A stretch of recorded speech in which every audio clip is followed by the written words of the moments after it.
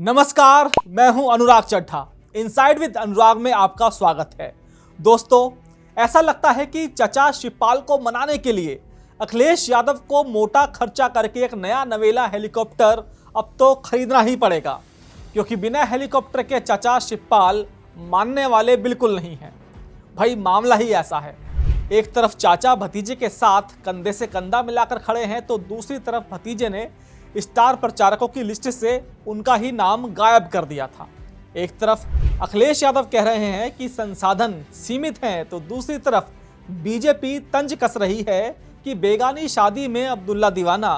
दोस्तों, आज की वीडियो में हम बात करेंगे समाजवादी पार्टी की, अखिलेश यादव की और उस हेलीकॉप्टर की जो चचा शिवपाल को मिलते मिलते रह गया। दरअसल 24 अक्टूबर को सपा ने बिहार चुनाव के लिए 20 स्टार प्रचारकों की लिस्ट जारी की थी। अब देखिए, सपा बिहार चुनाव में नहीं लड़ रही है, लेकिन इंडिया ब्लॉक खासकर तेजस्वी यादव के लिए प्रचार करेगी।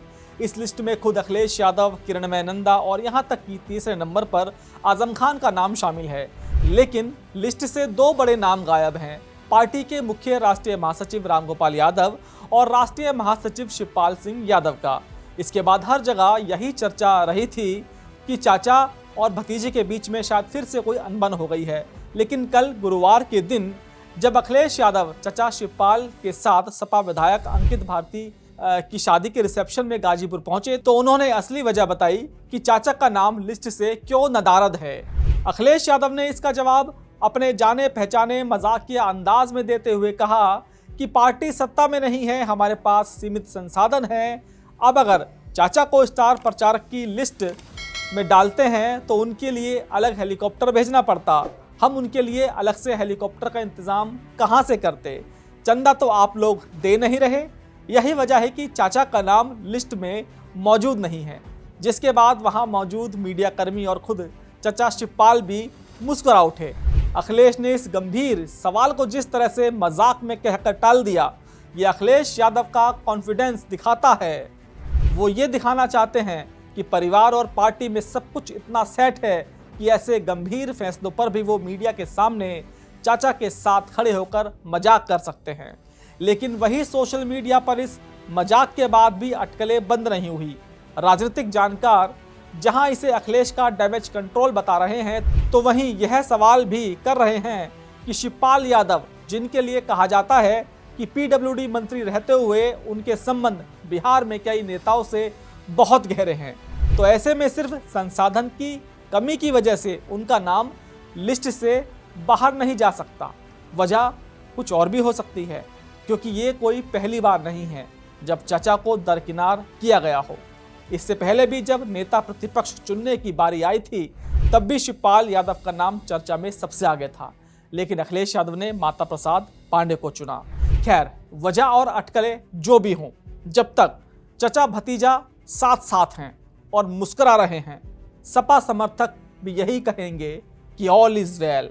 लेकिन ये तो हुई घर की बात। मजाक से हटकर अगर बात करें बिहार चुनाव की, तो अखिलेश यादव बिहार को लेकर बेहद गंभीर हैं। अखिलेश यादव ने साफ साफ दावा किया कि तेजस्वी यादव बिहार के अगले मुख्यमंत्री बनने जा रहे हैं। उन्होंने कहा कि समाजवादी पार्टी का पूरा समर्थन बिहार में और महागठबंधन को है और विपक्ष ये चुनाव जीतने जा रहा है। साथ ही अखिलेश यादव ने नीतीश कुमार को बीजेपी का चुनावी दूल्हा करार दिया। उन्होंने कहा, केवल नीतीश कुमार जी को चुनाव के लिए रखा है, आगे चुनाव के बाद भाजपा उन्हें मुख्यमंत्री नहीं बनाएगी, वह केवल चुनावी दूल्हा हैं, पद के लिए नहीं। साफ है कि अखिलेश यादव नीतीश कुमार की विश्वसनीयता पर सवाल उठाकर नीतीश के समर्थकों को यह संदेश देना चाहते हैं कि नीतीश को दिया गया वोट बीजेपी को ही मजबूत करेगा, क्योंकि बीजेपी उन्हें सिर्फ इस्तेमाल कर रही है।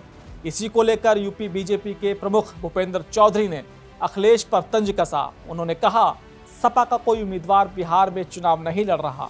ये वही बात है कि बेगानी शादी में अब्दुल्ला दीवाना।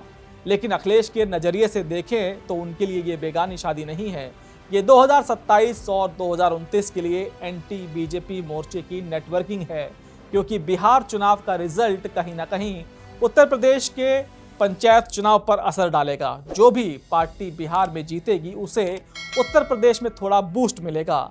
इसलिए भले ही बिहार में अखिलेश यादव की पार्टी का कोई उम्मीदवार ना हो, इसके बावजूद वो इंडिया ब्लॉक को चुनाव जितवाना चाहते हैं, ताकि उत्तर प्रदेश में वो ये उदाहरण रख पाए कि हमने एकता के साथ भाजपा को बिहार में हरा दिया, और अगर आप सब उत्तर प्रदेश में भी एक हो जाएं तो हम बिहार को उत्तर प्रदेश में दोहरा सकते हैं। और दोस्तों, अखिलेश यादव के लिए एकता की लड़ाई सिर्फ बिहार तक सीमित नहीं है, उनका असली अखाड़ा तो उत्तर प्रदेश ही है। और इसी एकता को बचाने के लिए और अपने कोर पीडीए वोट बैंक को साधते हुए उन्होंने गाजीपुर से ही सीधा चुनाव आयोग और भाजपा पर हमला बोल दिया। उन्होंने कहा, इलेक्शन कमीशन निष्पक्ष कार्रवाई नहीं करता, उसकी जिम्मेदारी है कि वोटर लिस्ट को ठीक करना, लेकिन इलेक्शन कमीशन भेदभाव के साथ काम करता है। अखिलेश का आरोप है कि ये सब पीडीए के खिलाफ हो रहा है। अखिलेश ने आरोप लगाया कि बीजेपी के लोग मतदाता सूची पुनरीक्षण में घोटाला करना चाहते हैं। जितने भी बीएलओ हैं, आप लिस्ट निकाल कर देखिए, एक भी पीडीए हो तो बताइए।